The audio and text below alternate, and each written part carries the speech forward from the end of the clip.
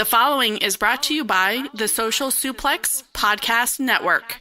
This is Jordan Grace, and you're listening to the Social Suplex Podcast Network. BWB, this is One Nation Radio. You better get it right. Rich Latta, James Boyd came to give them life. The Blackest Wrestling Podcast has come to kick all ass and drop it 6 feet if they kicking trash. Word, let me welcome y'all to something different. And if you dig it, man, you should let some friends listen. We be getting it in, that's on the regular, dude.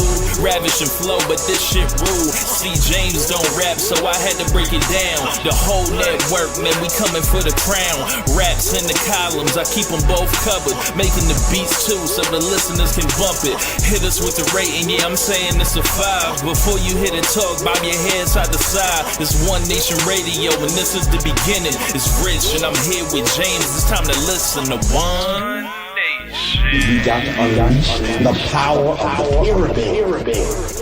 This is Mike Sempervive from WrestlingObserver.com. Check me out on Wrestling Observer Live every day. And also check out your boys, Rich and James, on One Nation Radio. This is Kenny Omega. We're listening to One Nation Radio. Check it out, guys. These guys know what's up. Big Kenny Omega fans, and that's all that counts to me. Goodbye and good night.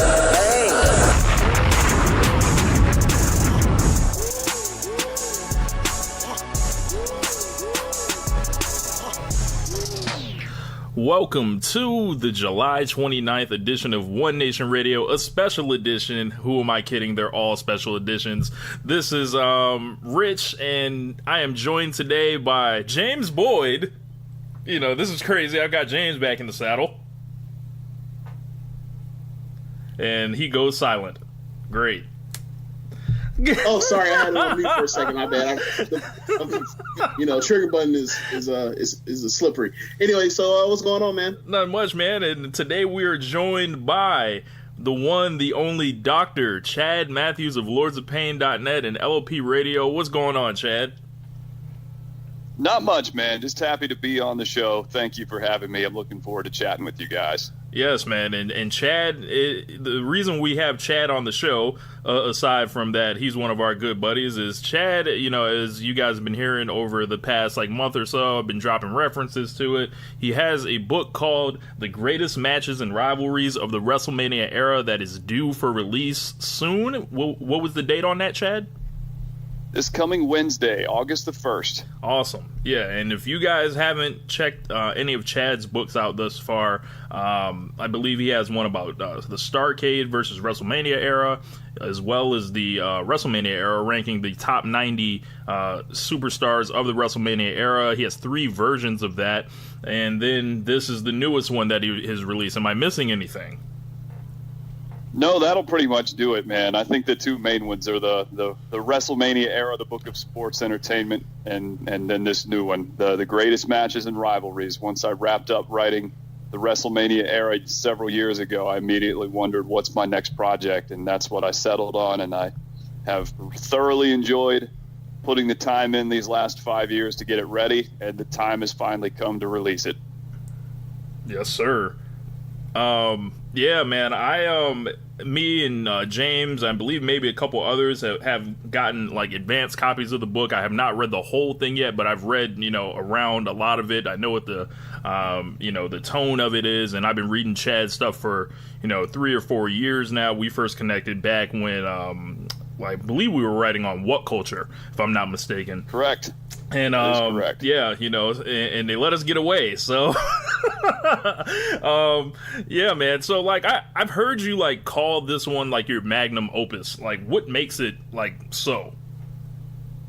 Well, when I first became a part of the quote unquote internet wrestling community, if you will, one of the things that I was drawn to by Wade Keller, especially over on PW Torch, was star ratings. I mean, I found that fascinating, that there were people who actually put that much thought into pro wrestling matches, that they wanted to actually rank and file them in a way that like they do at the movies, where you get 3 and 4 star ratings. I thought that was fascinating. So, all the way back in 2002, when I first joined the community, that's what I dove into most. I found that it was fun to read about the backstage stuff, but more than anything, I found it to be so much fun to go back and watch all the matches that I'd watched as a kid through that analytical lens and to really put that critical spin on it. So really for the last 15, 16 years, that has been the most fun thing about covering wrestling, is watching these old matches, watching all the new matches, and actually putting them in some sort of classic order historically. So to me, there was no project, even though after reading the book of basketball, which I've talked to you guys about before, was the inspiration for my original book, Ranking the Wrestlers. That was great. But once I started diving into actually ranking the matches and rivalries, that's where I felt like, okay, this is the most in my wheelhouse thing I could possibly write a book about. So I had a great time kind of going through all that. And I look at it as my masterpiece, my magnum opus, if you will, because this is the project I felt like I would have more fun writing about and ranking and reading and going through the whole process of it than anything else I could possibly do. I've always liked, and that's what got me over to What Culture in the first place, is, you know, they recruited me because of all the historical lists I would make, mostly about matches. Mm-hmm. So this was the logical next book to write. And quite frankly, I mean, it was a real joy to do it. I mean, even more so than the original book. Because, I mean, the original book was basically conceptualized, studied, and written within 2 years. This has taken me 5. And like the concept that you like kind of birthed out of that, the name of it is objective subjectivity, and that's like a subject and idea that, you know, not only I'm passionate about, I believe James is as well. Like, and basically what that essentially breaks down to, if you guys haven't ever heard of that, like, we kind of believe like it's not, you know, simple enough. It's not a simple enough concept to say whether something was good or bad. It's like, I want to know how good is it and how bad is it, essentially. Like, how did you kind of develop that in incorporating that with this book? Well, after studying anything for 15 years, I think you're going to get some sort of idea as to what separates something that's average, what separates something average from good, what separates something good from great, and what separates something great from absolutely phenomenal, all-time great. So for me, it was just picking it apart, taking something like a Rock versus Austin match from Wrestlemania 17, and, you know, pretty much unanimously across the board, you've got a general sense that that's an all-time classic match. But why? So you break it down, you look at it piece by piece, you look at the fact that there were so many layers to the storytelling, you look at the fact that they went through an entire 30-minute affair with very little hiccups within the story they were trying to tell, so nothing was really botched per se. You talk about the drama, the emotion, the crowd reaction, the near falls, all of those things combined, and you just break it down element by element, and you realize that, okay, just like in an example I use in the introduction of the book, is it's like college football rankings. Like, that's not an exact science, but it's also not totally subjective. You can't look at, you know, the Alabama Crimson Tide and say that they're the exact same team as Jacksonville State just because they're both football. It's not subjective. These guys are awesome, and these guys are good, but not that good. That's something that if you study the game, you can follow along with and start to determine this is what separates these guys intangibly from being incredibly great versus these guys from being just good enough to play college football. So I've always felt wrestling was something that you could break down that way too. I'll take that to my grave, and I'll argue anybody who wants to argue it. I think that there is the idea that wrestling is so subjective, period, end of sentence, and that's it, that you can't even have these conversations because they're quote unquote so subjective, has never sat well with me, and I don't agree with it. So for me, it was just about picking apart the elements and jotting them down, revising them over and over again, and figuring it out from there. James, you want to jump in? So, yeah. So one thing I noticed, Chad, in your book, and you were very upfront about it, and it was actually mentioned in your criteria for what you're using for judgment. You mentioned now during the era of the network, and how buy rates don't matter, so it's harder to be able to kind of tell what is the draw and what is building financially for the company. as far as angles and rivalries and that sort of thing. How hard was it for you to come? How hard was it for you to be able to factor in the fact that you kind of don't have that in comparison to previous generations for the stuff since 2014? I thought it was very challenging, frankly. I think at this point, when the whole network era started to develop further, was right in the midst of when this book was being not just, I guess it was out of the concept phase. I mean, I was well into having studied all of these matches dating back to about 1983. I was up till about 2015 when it really started to become apparent that, okay, this whole network thing is drastically different than anything that we had seen before. So it took me a lot of thought and study to basically determine that what I ended up having to do with the absence of being able to, look at something like a buy rate was one thing that had carried over into the network era from the pay-per-view era was event prestige, if you will. So WrestleMania is still WrestleMania. SummerSlam is still SummerSlam. So if you're going to actually try to come up with a dichotomy between them, you may not be able to carry over the buy rates from era to era, but one thing that has been maintained that did allow some separation is that WWE still treats events like SummerSlam, WrestleMania, Royal Rumble especially, as a cut above everything else. So that ended up being what I landed on as the way to compare something like Daniel Bryan and Bray Wyatt. Actually, that doesn't apply because I guess that's still it just missed it. Just missed the cut. But something like AJ Styles and John Cena, right, against something from 20 years ago is the fact that AJ Styles and John Cena, 2 of their 3 singles pay-per-view matches took place at massive events. And you could still factor in things like the fact that the Royal Rumble in 2017 that housed their match of the year last year took place in front of 50,000 people. So, I mean, that type of aspect still carried over, even if the buy rate data that you made it easier to compare something between 2001 and 2010. In the absence of that, you still had the prestige and you still had the dynamic event of something like a Royal Rumble where you could add in a few, 10,000, 20,000 more people in an event like Royal Rumble 2017.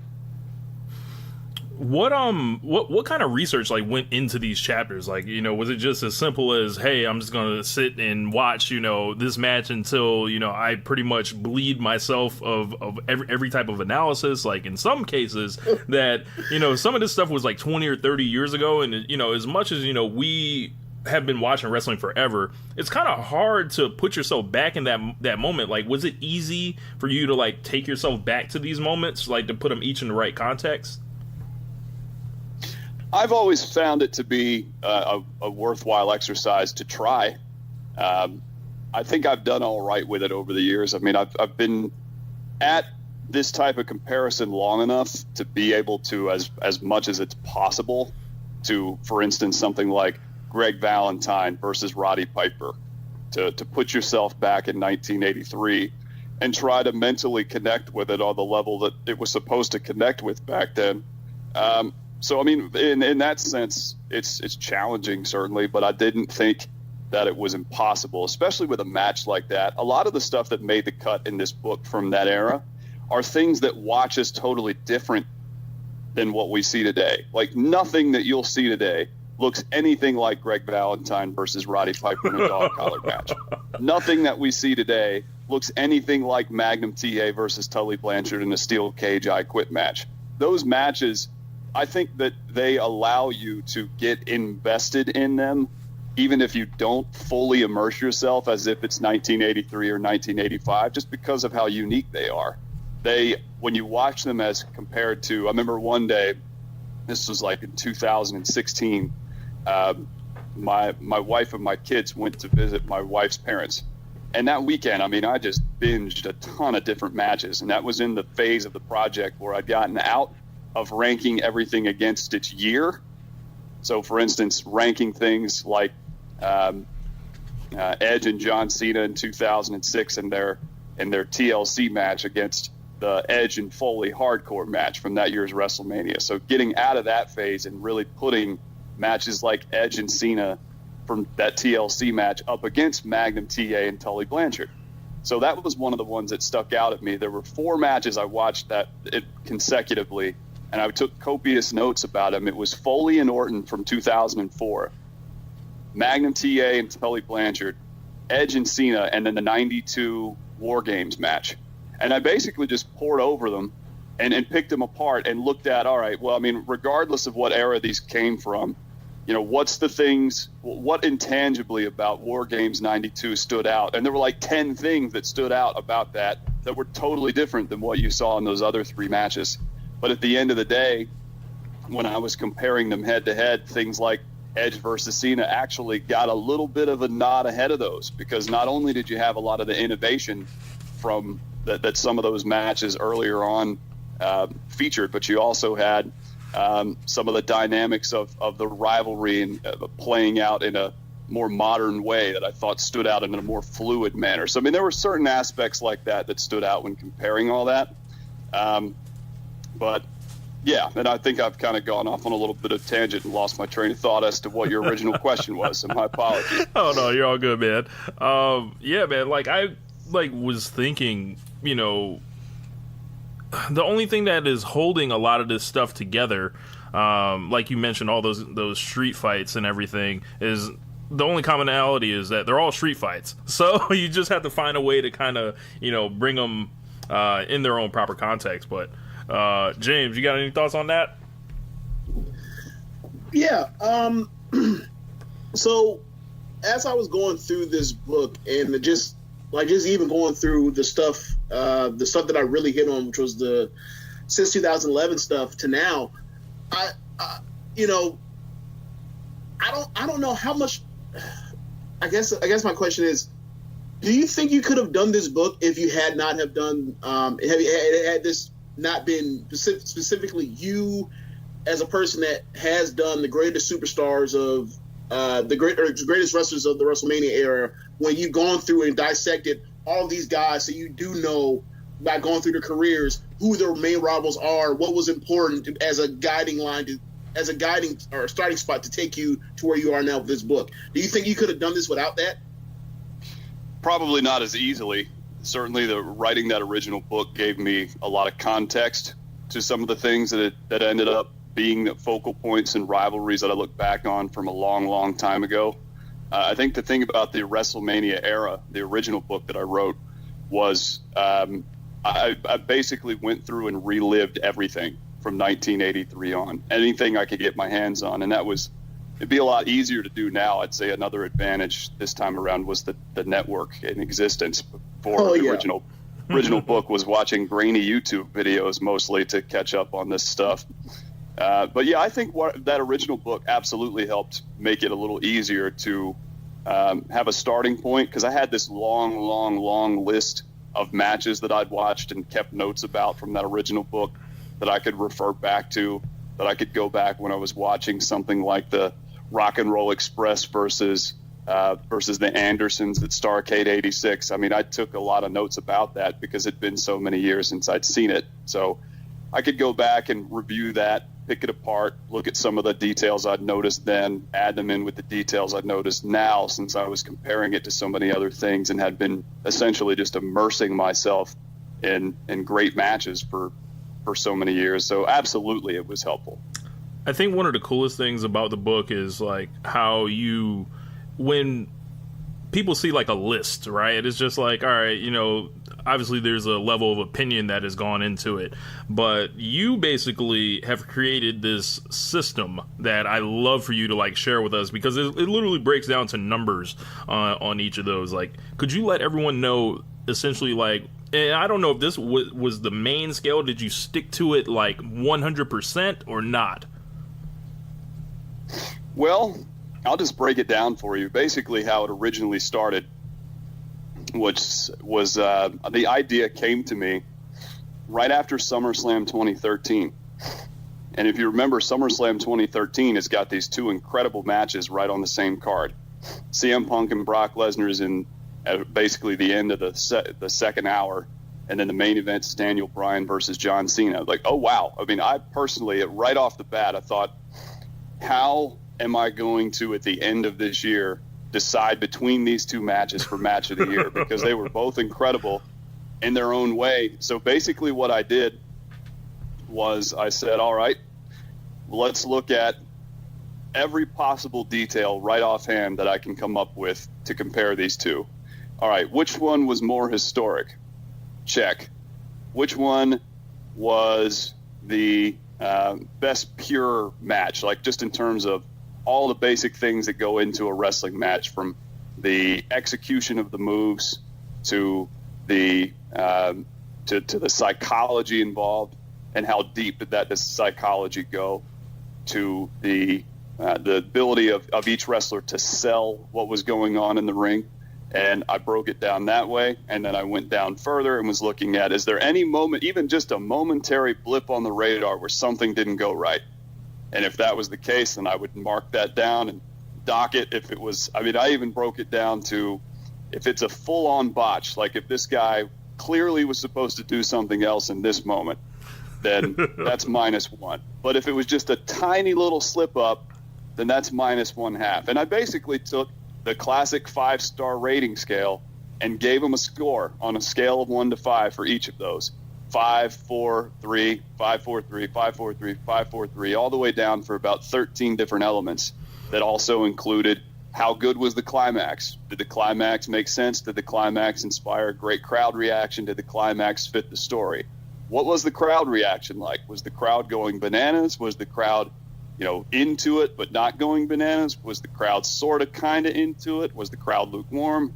The strength of the story that led up to the match, all of those things were put into the blender, and that was initially what set the tone, was just looking at all the best matches, generally agreed upon best matches from any given year, and then putting them against each other and seeing what it scored.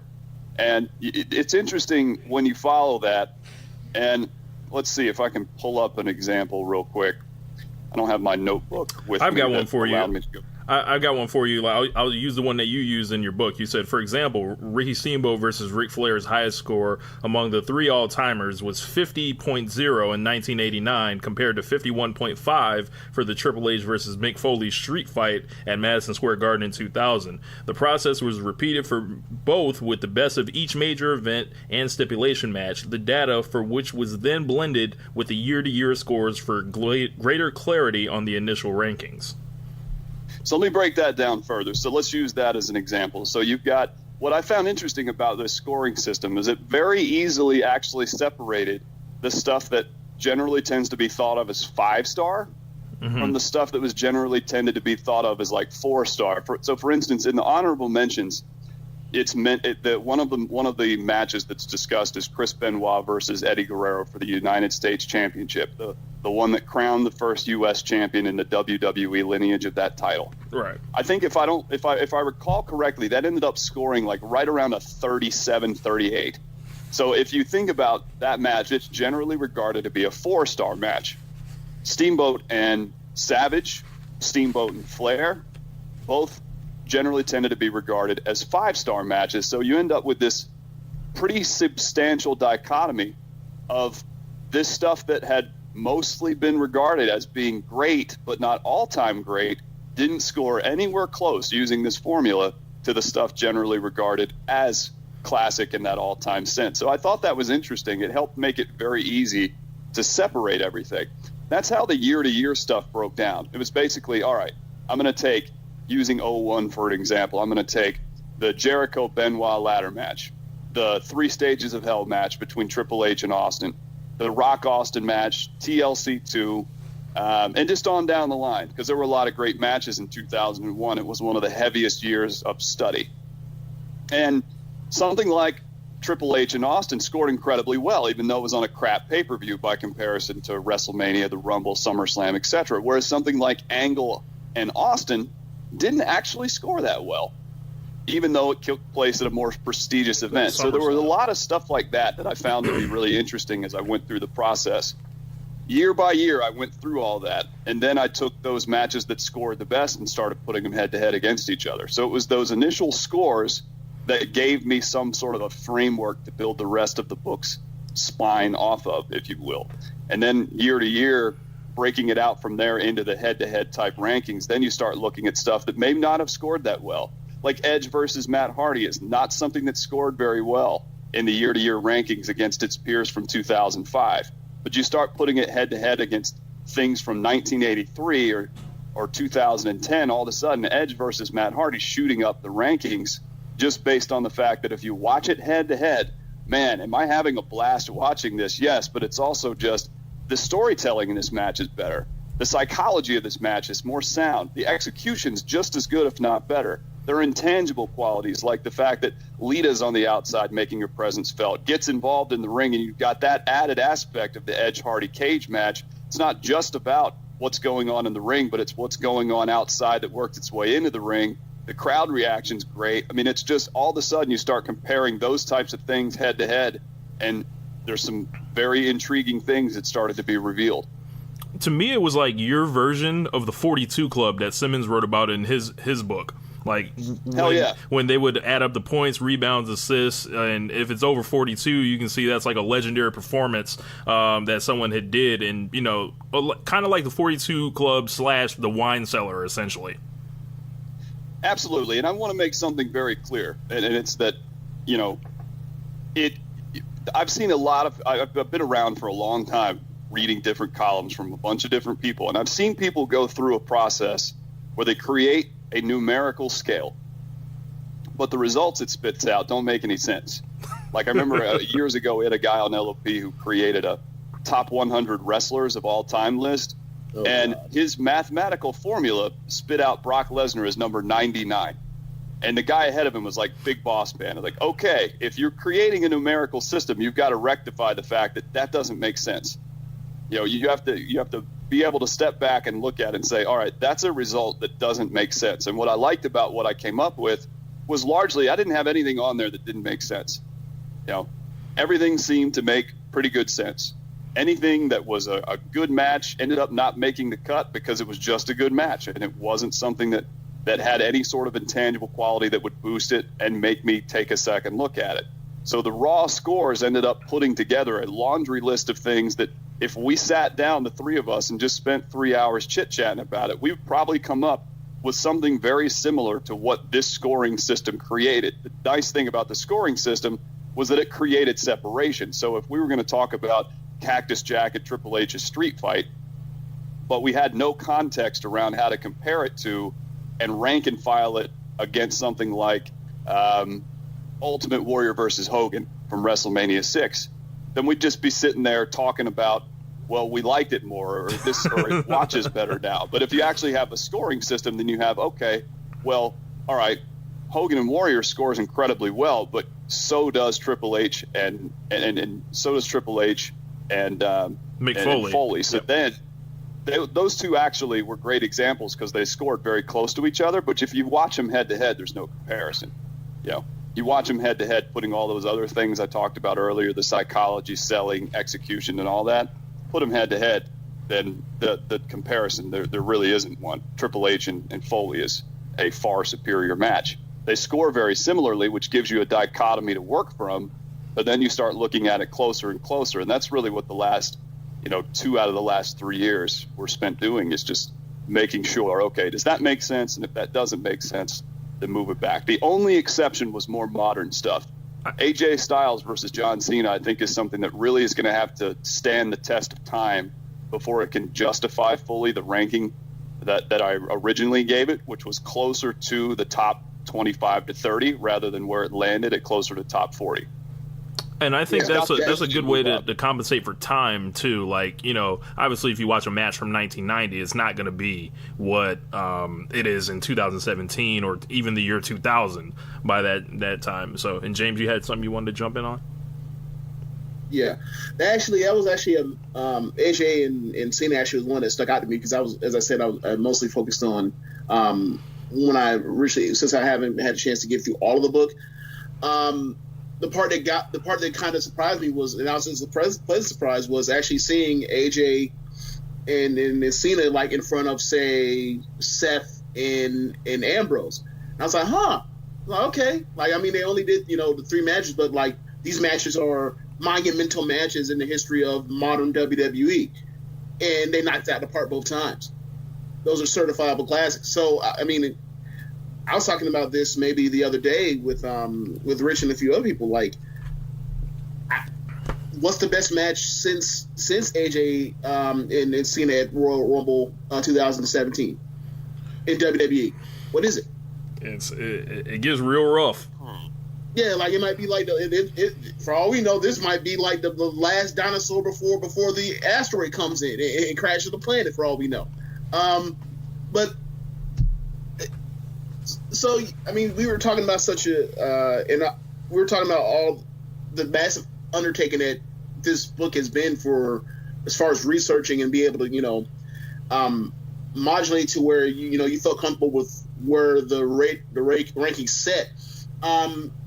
I remember reading part of the Undertaker versus Brock Lesnar feud, and you said on your initial rating you had it somewhere in the early 90s, and then after reappraising it because of there's 2 legs of it, there's 2 separate legs because of the 2015 stuff, that it moved into the 60s.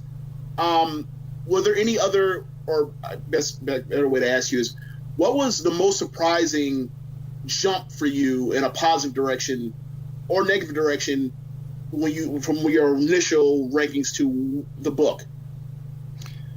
The most negative one, one I absolutely would have thought was going to be featured deep into the book when I started the process, was Shawn Michaels and Mankind. I would have bet my bottom Josh dollar loves that match. That would have been one that I would have absolutely had in the top 50. But when I started watching it head to head and started looking at the fact that there's no conclusive victor, it just sort of ends with a bunch of schmaz stuff. Everything before that's tremendous. There's a couple of moments in there that really aren't that fluid. I mean, it doesn't matter if you're going to watch a match to have fun. That still ranks right up there amongst the matches you'd absolutely watch. There wouldn't be 50 choices you'd make before that one. But it moved down, and it moved down because it did not have a very good score when I started the process. As great as it was, the fact that it took place with virtually no build-up, the fact that it took place on an in-your-house show, the fact that there was no finish, the fact that the crowd half the time was chanting for ECW and not for Shawn Michaels or Mankind. I mean, there's some incredible innovation in there. Hijacking. When you're addressing the totality of a match and asking, all right, I've laid down this criteria, so does it hold up to scrutiny? And even in the head-to-head phase, like, okay, well, this is going to be something that head-to-head, it'll jump up. Even though it didn't score very well, it's going to jump up. But it never did. It ended up, there always was something. Every time I put it against something thinking, all right, because I remember one match I put it against knowing it was going to win. I mean, I knew it was going to win, was Eddie Guerrero and Brock Lesnar, because I don't even think Eddie Guerrero and Brock Lesnar is that great. I really don't. I don't think it's a match that's held up that well. But nevertheless, putting those two head-to-head and all the criteria I laid forth, Brock and Eddie still won. Wow. So, I mean, when I put it head-to-head, it just kept falling back. So that was one on the downside. The plus side, absolutely the Shield and the Wyatt family in 2014. Started out as a match in the 80s, and you saw how far it jumped up. I mean, it jumped up quite a bit. And every time, I swear to God, everybody listening to this, if you go back and you watch the Shield and the Wyatts against anything else that's happened in the last 35 years, it'll be the right Shield there. and the Wyatts holds up incredibly well. So it didn't score that well because 2014 I thought was a strong year for big-time candidates. But that match shot up. I mean, I think its raw score was right around like 43. So that doesn't, I mean, you compare that to what we were talking about earlier with Triple H and Foley, Steamboat and Flair, HBK Taker, those types of matches that score well above 50. Something that scores 43 doesn't seem like it's going to be able to hold up against something that's already considered all-time great, but I promise you it does. I'm looking at your the honorable mention section. If you guys like, I think that's probably one of my more enjoyable sections of the book. But when you get the honorable mentions and then you compare it to like the top 5, like what were some of your toughest omissions? Because I'm staring at 2 that are on the same page right now, and I appreciate the reference to to myself in the book that went unnamed.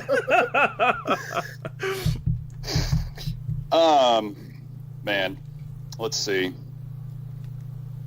I think that the modern stuff really wasn't that difficult of a choice because unless I felt profoundly confident that it was going to age well, I didn't feel like anything over the last few years would really need to be given a whole lot further a look for this particular version of this book. 5 years down the road, maybe something different. But backing it up, I'm trying to think. I think Sting versus the NWO jumps out. Only honorable mention, ladies and gentlemen. The reason is because this is talking about stories and matches and rivalries together. So it's not just matches. But certainly the rankings were built around the finest example of that story, that being a match from within the confines of a story or a rivalry. That's what boosted your profile the most. So I wasn't judging something like Triple H and Foley's King of the Ring final against an all-time great. I took the best of their rivalry, the street fight, and put that against scrutiny. So, but Sting and Hogan, Sting versus the NWO didn't have that. It was a tremendous story, but it ended with a wet fart. And that was something that was absolutely positively. And I had a conversation with Rich about this maybe a year ago. It's like, man, and one of the guys from LOP Radio who did a long series about WCW history and watched everything back about Sting to put together a podcast. Yeah, it was, I talked to those guys about it and they said it has to be in there. And Rich said it has to be in there, speaking about the top 100. And I felt for the longest time, I just didn't feel the same. And I went back and I watched some of the best of it. And the TV was brilliant, but the fact that it ended so poorly and that I've talked to so many fans over the year that says that's when my WCW fandom started to die, is when, they had the perfect ending. All they had to do was, the match could have sucked and all they had to do was get the ending right, but they didn't get the ending right. Yeah. So that was probably the one that stood out to me most. That was the hardest to cut just because I knew there would be a lot of people who read the book. Not necessarily from my perspective, but I knew there'd be a lot of people who read the book who would go, God, that should have been in the top 100. But outside of that, I'm trying to think if there was any other matches from the honorable mention that really, outside of HBK and Mankind, those were two definitely that stood out to me that I would have felt for one reason or another should have been in the top 100 but didn't end up in the top 100. Was there one that stood out to you? I'm curious. What's the one on the page that you're looking at? Well, hold on. I'm pretty sure I know two of them. One is because it's NXT, and the other one is because of the placements of the cards and the pay-per-views that these things were held at. Yeah. That I feel absolutely held it back. So go ahead, Rich. I'm pretty sure I know exactly what you're talking about. Tommaso Ciampa versus Johnny Gargano and the Usos versus the New Day. And here's the reason. Here's the thing about NXT. NXT, if you include NXT, then you've got a lot more to add to this book. That ends up taking the place of things that are historic that, when I started this whole process, if you include NXT, you're taking out something like Harley Race and Ric Flair, in my opinion. Mm-hmm. You're taking out Guerrero and Brock Lesnar. You're potentially pushing Bret Hart and Roddy Piper to the curb to make room for things like DIY versus the Revival, which absolutely, before I added, basically what I did is I took what I felt was the best representative from NXT of this is what the conversation needs to be, and what Rich is referencing is that the last entry of the honorable mentions basically brings into focus that at some point, I didn't think the time was now, right? But at some point, we're going to have to rectify the impact that NXT has had on the WWE brand and bring them into the conversation. Once we do, this is a different book. Yeah. You know, and that's really why I kept it out, is because I had the bulk of this book written in its original form by the end of 2016, and at the end of 2016 is really when you start to see things like DIY and the revival and think to yourself, all right, if I'm going to include, let's just say I include one standard tag team match in the top 100 that's the best representative of tag team wrestling ever, undeniably that shoots right to the top of the list of what you've got to consider, if it's not already at the top of the list. But to me at the time, it did not make sense to include NXT in the discussion. So that was that was a choice made roughly 2 years ago, because I knew, all right, this is getting into the time where you have to write this book. The research has been done. Now we're writing the book and revising everything, not doing all the research in its initial phase. So it was a tough choice. Yeah. But Gargano and Ciampa is absolutely, if you put that in here, then you that changes the conversation, and in a lot of ways. I mean, because then you're opening up a really wide variety of things that could be included. As for the Usos and the New Day, it was just a simple matter of I wanted to see, as I wrote, I wrote what nothing's changed. What I wrote at the very end of 2017 when I wrote that little 150-word blurb about their rivalries. I will put them in the top 100 someday if tag team wrestling doesn't die in 2018. That's pretty much well, they murdered it. So, and that, to me, that was going to be a big part of its legacy. Is it was an incredible series of tag team matches, but what comes next for all involved, and what's come next for all involved is a big pile of you know what. Nothing. So just based on that, now that you brought it to that point, is the point I wanted to actually get to. How much, I guess now the current stuff, because of where we are creatively, how much of their decision making do you have to take into account, or did you even take into account when you're looking at certain feuds in particular? Like, for example, we were talking about the Usos and New Day. They had at worst the second best match at SummerSlam last year, but they put it on the pre-show because reasons, or or certain other things that happened. Like, are we still going to have? I mean, let's say you were to do this book, another version of this book in the future. Would you have to then start taking into account for the current stuff, decisions that were made that were not smart, that hampered where the grade would have been, or will you have to start grading stuff on a curve, or is it just it is what it is and that's their fault? You know what? I don't think in the case of that match at SummerSlam, as for instance, I mean, I don't think that you can necessarily say definitively anything besides the fact that it was on the pre-show. And the fact that the prestige of the pre-show is a lot lower than the prestige of SummerSlam, right, is something to consider. I don't know that you can take into account WWE being quite dumb about certain things like that in this day and age, but you may have to. I don't know. I mean, I'm at a point right now where I look at the way WWE functions in 2017 for the most part, and through 2018 to present day, having studied the WrestleMania era top to bottom, these last 2 years are unlike anything I've ever seen. The consistency of the lousy decisions is baffling. But I don't know. I mean, because there another section to consider of the book that was heavily featured. I mean, some of the greatest rivalries ever took place during the much maligned New Generation. So, and that was a time where people would, I think, if the same sort of scrutiny we put on the product today existed then, I mean, it would have been unbelievable, the amount of crazy critiques that we could have put on the product back then. But I don't know. I think that's a great question, James. I just don't know that there's any sort of definitive answer to it. I mean, like, y'all got Mabel main event out here? This company's done. Like, to be fair, right?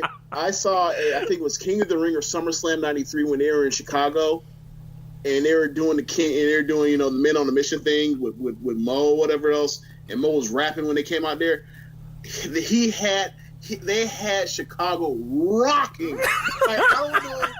like they were losing it for these dudes I think coming that's out SummerSlam rapping. '94. But obviously it's King Mabel, and that's a terrible decision. But like I could kind of see where Vince was like, I remember this 2 years ago, so I'm going to Yeah. But nah, Mabel versus Diesel, 2 thumbs down. So one thing I would like to say about the whole modern part. And this goes back to something Rich mentioned earlier that I didn't get a chance, or I didn't actually respond to, was did I stick to the formula to a T? The modern aspect of some of these matches did make me pause. There were certain matches that actually scored higher than where they're ranked. And a lot of that is simply because of issues like with Cena versus Styles as a great example. Back at the time when I've come to label this as the epic match, the match that's just full of tons of false finishes and near falls to derive the bulk of its drama. Back at the time that I would say one of the first of those, to the extent that we've come to associate with that expression of the epic match, Shawn Michaels and Undertaker, the first one. I mean, when we first saw that, there just wasn't anything like that. I mean, there were matches where there were a lot of finisher kickouts, but it was so rare that so much of an epic performance was built by false finish. By the time we get to Styles and Cena, we've seen roughly 2 straight years of that being almost the standard instead of the exception. And to me, that's something that has to be taken into account because, yes, you're right, James. Those are 2 bona fide classics. And we talk about looking at intangibles, like when we talk about basketball players, you look at, I can't remember who it was that when we last talked about the NBA, you put under the proverbial microscope to do the old Bill Simmons breakdown where it's like this many years as top 5, this many years as top 10, this many All-Stars, this many titles, etc. Probably Durant. That's who it was. If you do that for Styles and Cena, then all of a sudden, I mean, you look at that, it's like top 10 at the Rumble, top 10 all time at SummerSlam. You look at it like that, match of the year 2017, top 5 match at a bare minimum 2016. Then you look at it like, wow, I mean, that's going to be tough to beat. But is something like Styles and Cena from Royal Rumble 2017, 5 years from now, is that going to hold up the same way that like Brett and Owen has always held up from WrestleMania 10? Because Brett and Owen at WrestleMania 10 is not derived from false finish going crazy. It's derived from strength of character. It's derived from little pieces of what they took from their rivalry building up to that point. That's what made that special. Will Styles and Cena be able to say the same? That's the kind of question that I think is interesting to look at when you're trying to decide, all right, does Styles and Cena, just on its resume alone and the fact that it was so heavily lauded a year ago, does that put it realistically in the top 30? I want it to prove it. I want it to prove it over the next 5 years. I want to be able to watch that match in 5 years, put it up against something like, let's see. Can't even think of nothing, huh? Well, like the Shield and the Wyatts. I mean, if you asked me to choose right now between the Shield and the Wyatts and Styles and Cena, 10 out of 10 times I would choose the Shield and the Wyatts because it's a story that flows incredibly well. It's the difference between watching a popcorn action flick to me and watching a deep psychological drama. Yeah, that's actually a really good comparison because those were both feuds that were just on fire that we only had a short amount with, but like that moment that we had with it, like we'll cherish it forever because those are like stars probably are going to line for us to get all of those, those elements all together again for even like a second stint. It's just because it's too much time gone and people are in different directions and somebody's out in Hollywood. Another one guy is like, they're who knows what they're doing with his career right now. But yeah. What were your favorite chapters to write, Chad? Like from a personal standpoint. Favorite chapters to write. Let's see. I really enjoyed writing the chapter on the first Money in the Bank match, which I thought paring down the elements to what shaped its ranking, and it has a high ranking. I thought that was a lot of fun. I remember I was sitting in a coffee shop that I like to writing that chapter, and just midway through it thinking, this is a damn good chapter. This is going to work out really well. Brett and Owen was a great one to write. Chris Jericho and Shawn Michaels was a great one to write. Stone Cold Steve Austin and Bret Hart was a great one to write. And it was also one of the more challenging ones to write because there was so much. I felt like, I had a word limit I wanted to stick to roughly for the vast majority of the book. But when we got down to like the top 10, I let no loose limit. a little bit. No limits. And Stone Cold and Bret Hart, to me, there were so many elements of what made that great.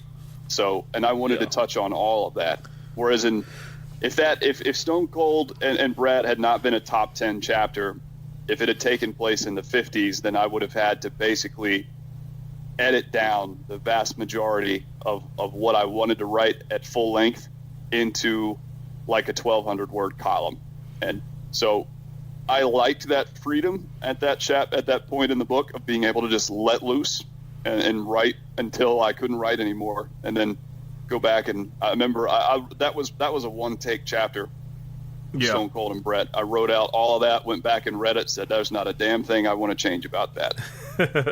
For me, that would have been my number one, because I felt like, for what it was to WWE was the difference between, number one, which I won't say. You guys can probably figure it out.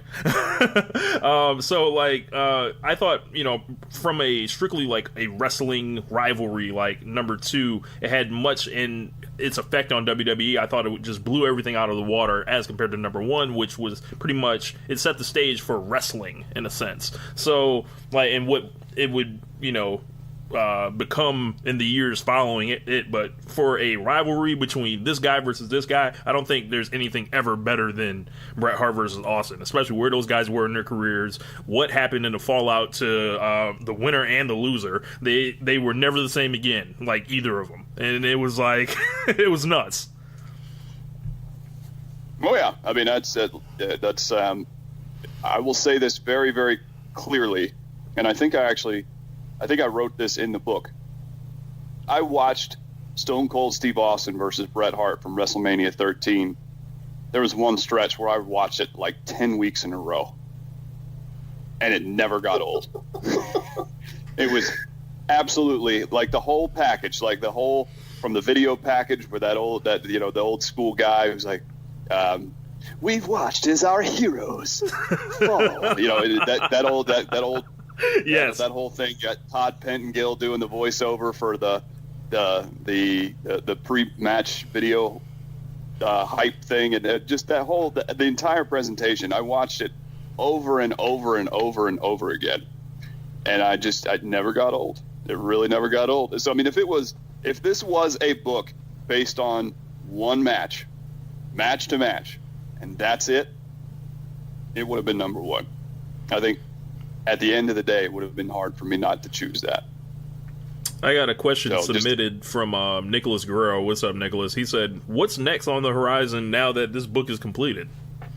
I have no idea. That might be the last book I ever write. It's I don't know. I don't know what else to write about at this point. I mean, I figure, I was on a trip to Chicago when I sat down.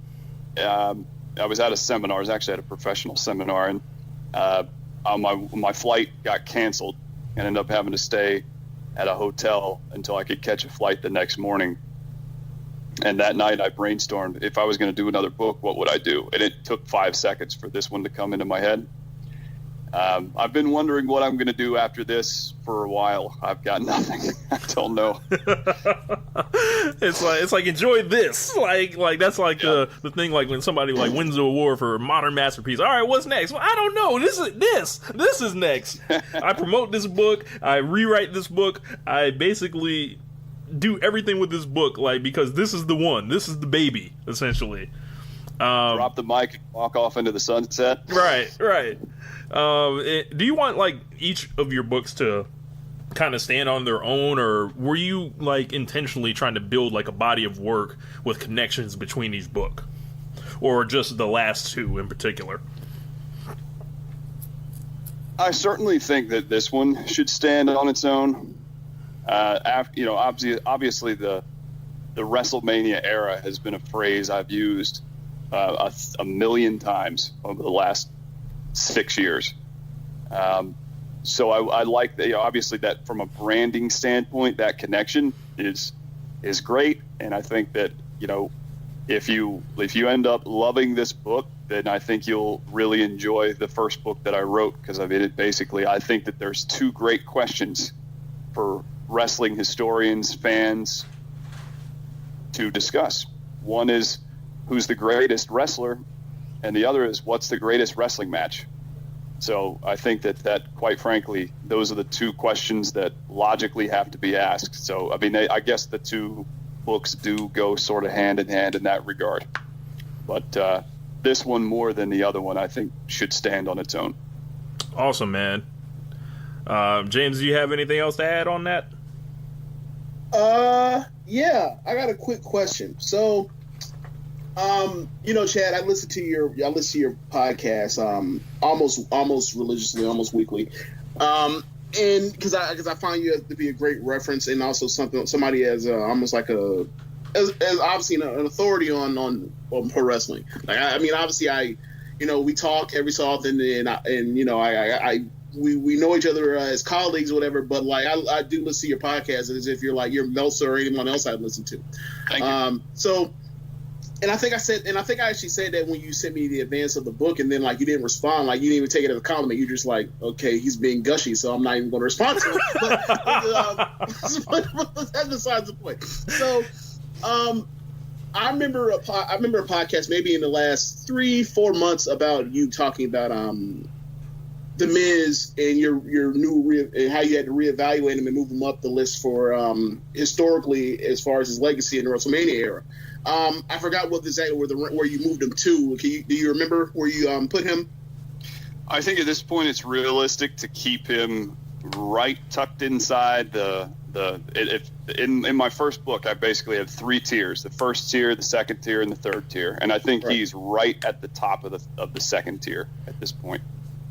That's where I would put him. That you could make a case that he even belongs in the first tier, but that I think for me, mentally. If I'm comparing him to someone like $1 Million Man Ted DiBiase, I still put Ted DiBiase a good bit ahead of him. So yeah, I look at Miz as like a top second tier guy. Okay. So me and Rich, we have kind of butted heads about Miz over the like past year and a half. So about his standing as far as the Intercontinental title goes. And I looked through the book and I noticed that like Miz isn't in it. Like is it? So I'm trying to figure out like what in your mind what would be Miz's best feud to date. I think his best feud to date is that 2016 feud with Ziggler. I think that certainly, from a historic standpoint, there's nothing that he's done that is from a rivalry standpoint. There's nothing he's done that's better. I think that Rollins match he had a few months ago at Backlash might be the best match he's ever been involved in. Mm-hmm. But if you go back and you look at that feud against some of the best of 2016, it is from the standpoint of I look back on it fondly, but it was not in terms of the way that it scored. So it did not score high enough for it to work its way into consideration. But everything else, that's the best thing he's ever done. Most of what he has done that belongs in a historic discussion, I think, has happened over the past 2 years. And there just wasn't a whole lot of Miz activity. I don't even know that I evaluated one single Miz match beyond 2016. And I haven't taken 2018 really into account yet. So, but you're right. I hadn't thought of that. But he's not included in this book. That's correct. Yeah, I'm just being petty. I'm sorry. Yep. That's all that is. No, but it's a serious question because a lot of this book, when I go through it, so many of these matches, whether it's Mysterio and Jericho, or it's or it's Benoit or some of these Benoit cards. These are mid-card feuds over the mid-card titles. And, it's kind of, it's almost like a nostalgic thing where we all talk about how much the Intercontinental title used to mean, and it did mean something compared to our childhood, compared to where it is now. But part of that is the rose-colored glasses of nostalgia. But you see Miz as a guy and somebody that should be, viewed as, given the quality of work he's done over the last, roughly, or since the brand split, as somebody that should be considered as somebody that is a top guy based on the quality of work he's put forth since that time. And yet you look at it and you're just like, he's been around for a while. He's vastly improved in the ring compared to even, say, 3 years ago. They're given the opportunity to do what he does best more often, which is talk and also, be somebody that can actually help facilitate to get other people where they need to go in their feuds with the Miz TV thing. But yet, when it comes down, like when you look, it's like there's just something. There's the ring part in actually getting the fuse over. Like he's a lot better than he was years ago, but like it's still something to be desired as far as like adding on to that. And like you kind of worried like he's gotten to this point where everything's all working together for him. Like he's kind of in his apex. You wonder, given where we are with going back into where we are creatively overall, like. Can he actually finish it off and get there? And we're just at a point where like, I just don't have I don't know. Like stay tuned, but I think it's the case with Miz, and this kind of takes it back to Chad's second book, that he might be like the New Age Outlaws of singles wrestlers. Because if you think about it, the New Age Outlaws don't really have like a rival to really hold up against them. And the only thing they really got as a big type of thing was when they got to fight the Rock and Sock Connection. Like they were like a great team without like relatively, and then in this case, New Age Outlaws not having the opponents is Miz not getting like those creative outlets essentially.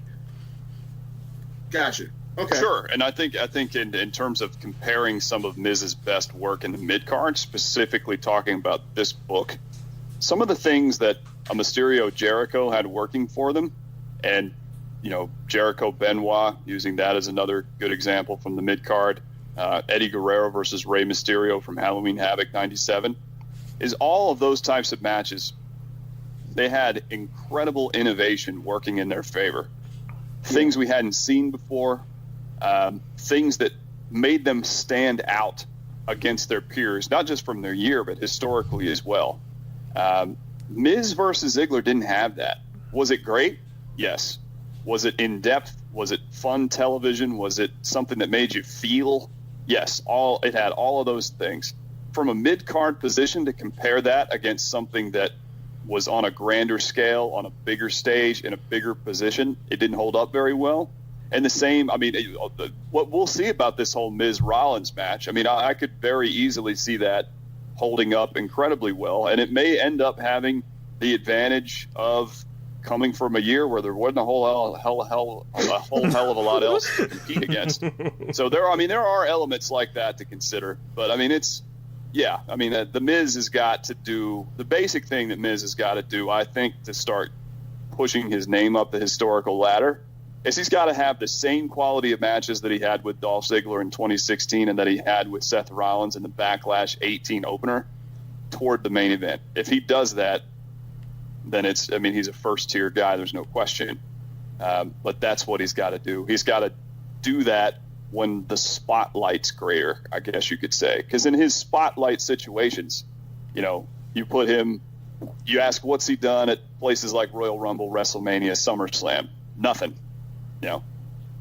WrestleMania, he's in mixed tag team. He had a great triple threat this year, but let's put a rivalry behind it. Let's put him on a grand stage and see how he responds. I'm assuming he would respond well. I just don't know that they'll give him the chance because, again, this is an era in which nothing really makes any freaking sense compared to the way it used to. It doesn't follow the same criteria that it did for 35 years. It's totally, in and of itself, a completely different period in wrestling history in terms of the way the product functions. There's no roster positioning. You never know anything logical step by step, who's going to go where and why. You can get to a level of being over and you don't know if that's going to translate to anything I mean, it's just it's a crapshoot now. It's a total crapshoot. Oh man, I think that's a great place to leave it, guys. So Chad, let everybody know where they can pre-order the book if they haven't done it, whether digitally or the soft cover. Do you have a hardcover available yet? The print version is the only one that's out right now. Okay. The print version that you guys got at Advanced Reader Copies, that's the only version that's out right now. That's the version that comes out on Wednesday, August 1st. So, there's going to be plenty of places where you can order it. You can pretty much just Google it by the time you listen to this, and you should be able to order it at that point. But otherwise, if you follow, I'll send a link for Rich to include for this podcast. There will be one in mine. There will be press releases released on LOP. There's going to be a little thing that just allows you to just click straight from a marker on the lordsofpain.net homepage. You can go straight to it from there. My Facebook page for the book, the facebook.com/the Wrestlemania era or Wrestlemania era, without the there will be a link there too. So you can, you can purchase it in any of those different ways. They'll take you straight to the link where you can get it, but your options will be vast. Awesome, man. Thank you for coming on the show. It's a pleasure to have you as always, Chad. No problem, man. For everybody checking this out, make sure you check out the rest of the shows on the Social Suplex Podcast Network, The Outsider's Edge with Rance and Carl. I believe Chad will be making an appearance over there as well coming up soon. The Ricky and Clive Wrestling Show, Keepin It Strong Style for all your needs for New Japan Pro Wrestling, especially with the G1 going on. You don't want to miss it. Those guys will keep you up to speed. And also Grown Men Watch This Shit with Chris Bryan and Jeremy Tate, talking about everything in the world of independent pro wrestling.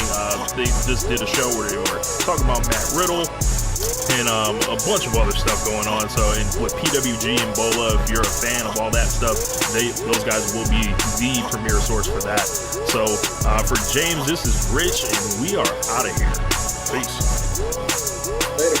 Thank you for listening to One Nation Radio. We'll see you next time.